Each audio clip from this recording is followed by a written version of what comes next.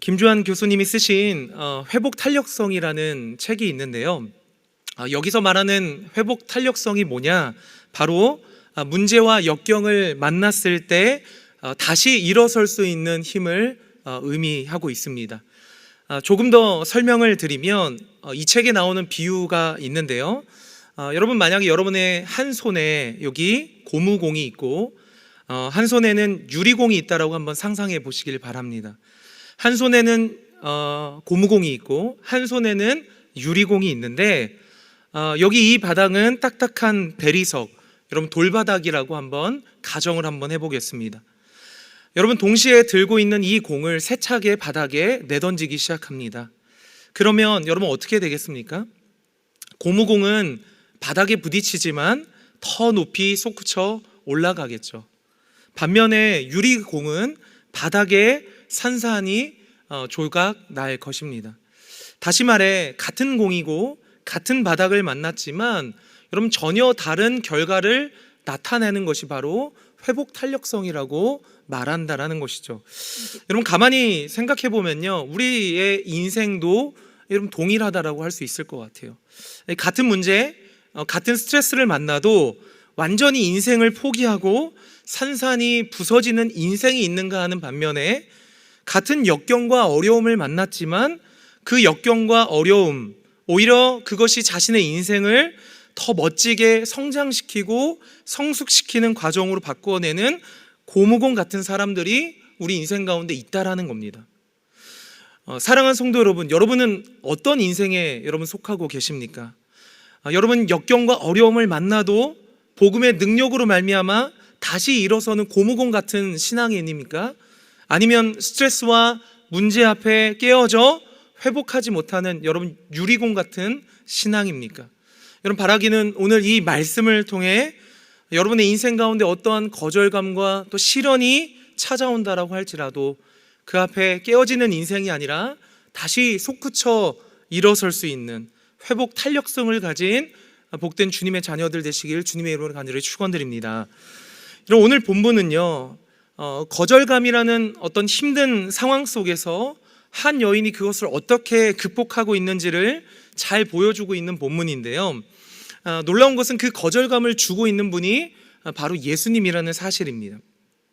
여러분, 본문의 내용을 간략하게 설명드리자면 지금 수로보니게 족속의 한 여인이 예수님의 소문을 듣고 달려와서 자신의 어린 딸이 귀신 들렸으니 고쳐달라고 간청하고 있는 말씀이에요. 그런데 오늘 본문과 같은 내용을 같이 담고 있는 마태복음 15장을 참고해 봤을 때 여러분, 예수님은 이 여인에게 무려 3번의 거절감을 주고 계십니다. 첫 번째는 무엇이냐? 이 여인이 예수님을 계속 간청하고 부르짖는데 처음에는 예수님께 대답조차 하지 않으신다라는 거예요. 아무런 반응을 하지 않으십니다.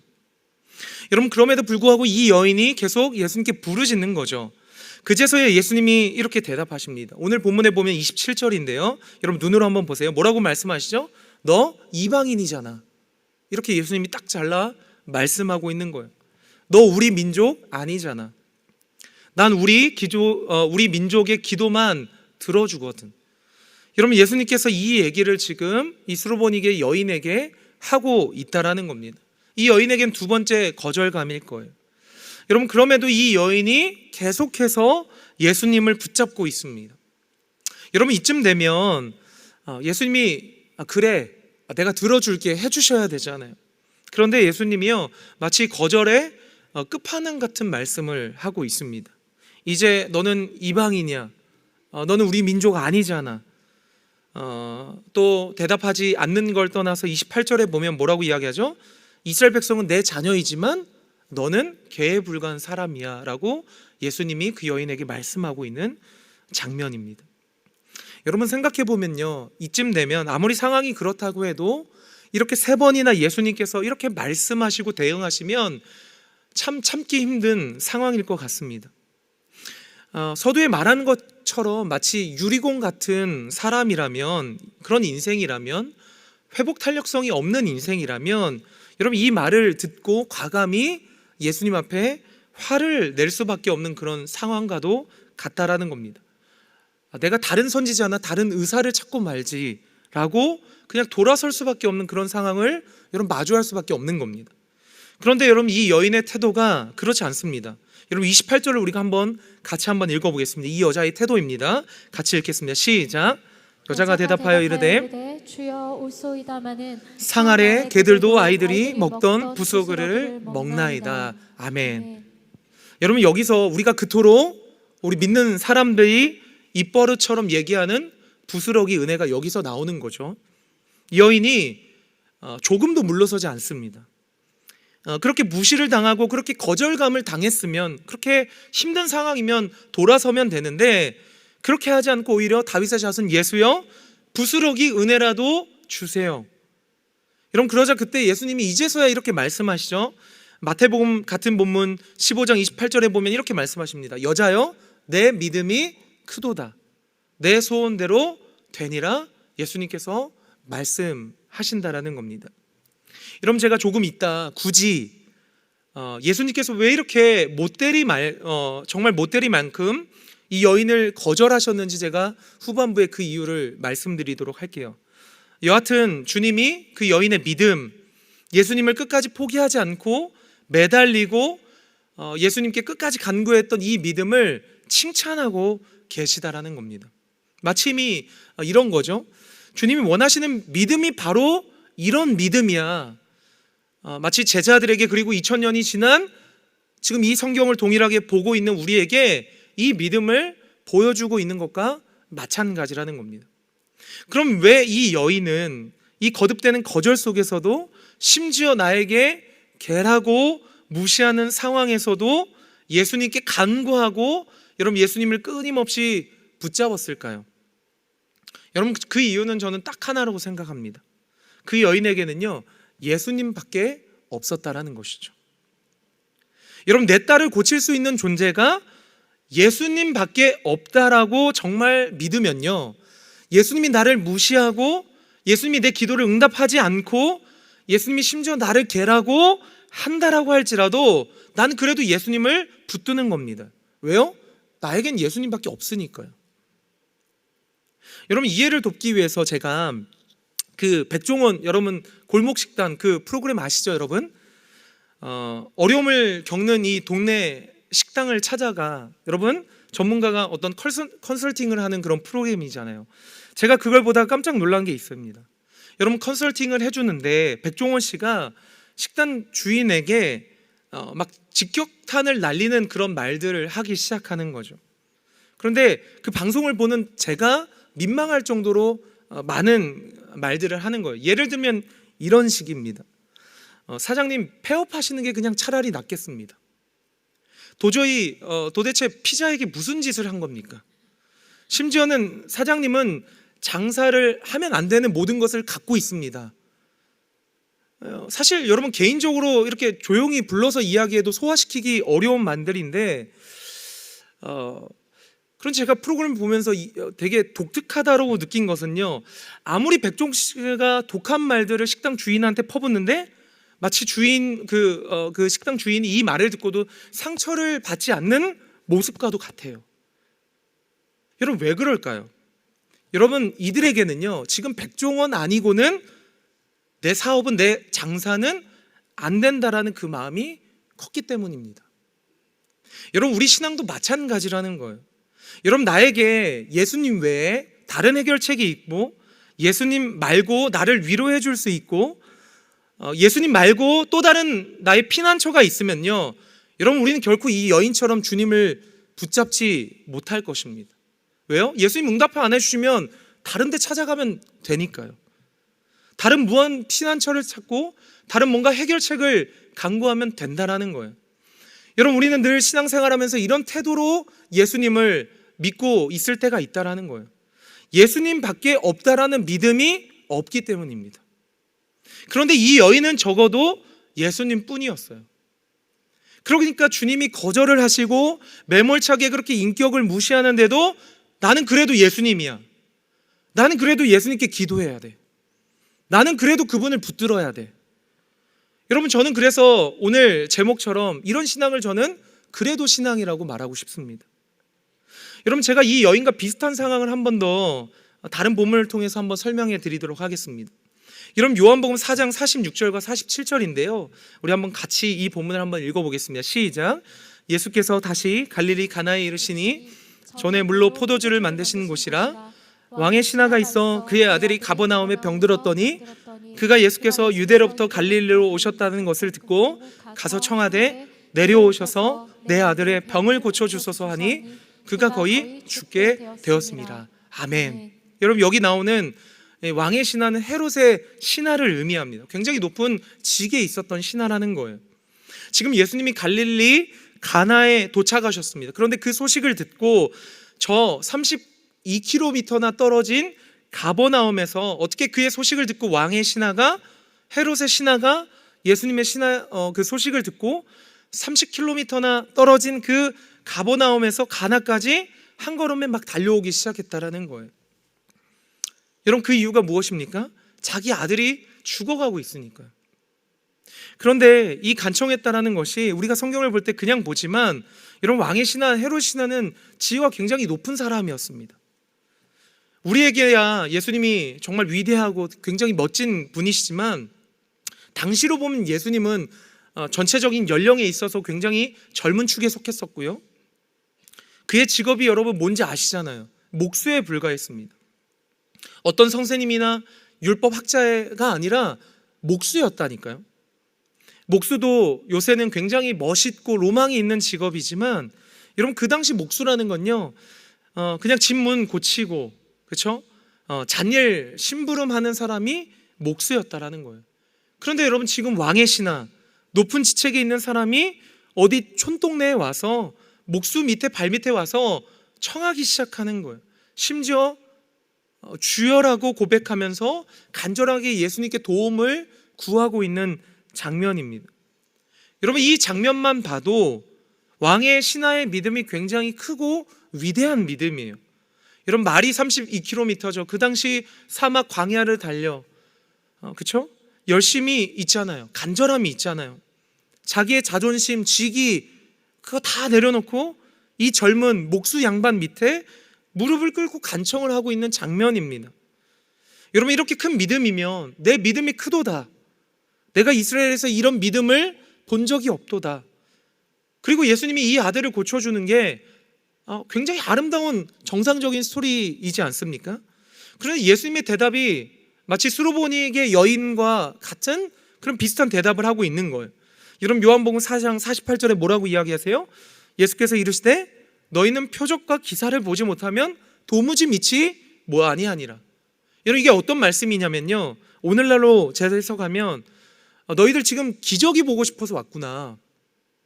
지금 너가 그냥 놀라운 표적이나 구경하고 싶어서 이 자리에 왔구나. 그렇게 그 아들을 두고 온 아빠의 심정에 비수를 꽂는 거절감을 주고 있다라는 겁니다. 여러분, 아버지가 그런 심정으로 여기 온 게 아니잖아요. 자기 아들이 지금 죽어가고 있어요. 예수님이 누구는 고친다라는 그 소문을 듣고 그 먼 거리를 밤새도록 헐레벌떡 뛰어와서 간구하고 있는데, 지금 예수님이 뭐라고 하십니까? 너 기적 보고 싶어서 왔구나. 여러분, 유린공 같은 사람들이었다면요, 이 말이 굉장히 견디기 힘든 말이었을 거예요. 자기는 왕의 높은 신하고 높은 위치였고, 예수님은 촌동네 목수에 불과한데 당신이 잘나면 얼마나 잘났냐, 얼마나 대단하다고 그러는 거냐 라고 얘기했을 것 같아요. 그럴 만한 상황입니다. 그런데 그런 왕의 신하에게 예수님께서 너 기적 보고 싶어서 왔구나, 예수님께서 그런 거절감을 주시는데, 수로보니게 여인처럼 이 왕의 신하의 태도를 여러분 한번 보세요. 요한복음 4장 49절 메시지 성경으로 보면 이렇게 나와 있습니다. 그러나 그 관리는 물러서지 않았다. 높으신 양반이, 젊은 목수가 당신 기적 보고 싶어서 왔지? 그러면 그 거절감에 물러갈 것 같아요. 그런데 이 왕의 신하가 조금도 물러서지 않았다라고 성경은 기록하고 있습니다. 저는 이 왕의 신하도 그래도 신앙이라고 말하고 싶습니다. 예수님 앞에 자기의 자존심, 지위 이런 거 없습니다. 오직 예수님만이 답이고 예수님만이 내 아들을 살릴 수 있다고 믿으니까 예수님이 그런 얘기를 해도 그래도 의지하고 있고, 그래도 물러서지 않고, 그래도 간구하고 그렇게까지 예수님을 붙잡고 있는 신앙이라는 것입니다. 여러분, 그런데 반면에 여러분, 그래서의 신앙은 무엇입니까? 그래서 신앙은 이런 신앙이라고 할 수 있을 거예요. 예수님, 제가 기적을 보여주시면 제가 예수님을 붙잡을게요. 예수님, 뭔가 저에게 복을 주시면 제가 열심히 한번 신앙생활 한번 해볼게요. 그래요, 예수님, 제가 교회 다니긴 하는데 뭔가 잘 되기만 하면, 내 인생 뭔가 좀 더 잘 풀려가면 그때 내가 한번 봉사해 볼게요. 그때 헌신해 볼게요 라고 얘기하는 것이 여러분, 그래서의 신앙인 겁니다. 사랑하는 성도 여러분, 지금 주님이 요구하시는 신앙은 그래도 신앙인 줄 믿습니다. 여러분, 제가 아까 말씀드리려고 했는데요, 왜 굳이 예수님이 두로와 시돈의 지방, 굳이 갈릴리에서 3일 길을 건너서 오늘 이 말씀을 저와 여러분에게 보여주고 있냐라는 거예요. 왜 예수님께서 수르보니 이게 여인을 매몰차게 거절하시고 심지어 개라고 얘기하시는 그 일을 왜 행하고 계시냐라는 거예요. 여러분, 이 사건이 있기 3일 전으로 돌아가면 여러분, 예수님은 갈릴리에서 어떤 기적을 베푸시느냐, 바로 오병이어의 기적을 베푸십니다. 보리떡 5개와 물고기 2마리로 남자만 5,000명, 여러분 성경에 쓰여 있잖아요. 여인들, 아이들 포함하면 어떤 성경학자는 2만 명이라고 얘기하는데, 정말 무수히 많은 사람들이 그 조그만 도시락으로 모두 먹고도 남는 사건이 펼쳐졌다라는 말이에요. 그런데 그런 일들이 있고 나니 어떤 현상이 일어났습니까? 거기에 모여있던 사람들이 웅성웅성 되기 시작하는 거예요. 그리고 예수님을 마치 왕으로 삼으려고 구체적인 준비에 들어가는 겁니다. 왜요? 마치 예수님만 우리의 왕이 되시면 이 나라는 먹고 살 걸적이 없는 겁니다. 예수님이 왕이시면 농사 지을 필요가 없는 거예요. 예수님이 왕이시면 그토록 우리가 걱정했던 경제적인 문제는 없어지니까 사람들이 웅성웅성 되기 시작하는 거예요. 야, 우리가 예수님을 왕으로 삼아야겠다. 그런 현상들이 일어나는 겁니다.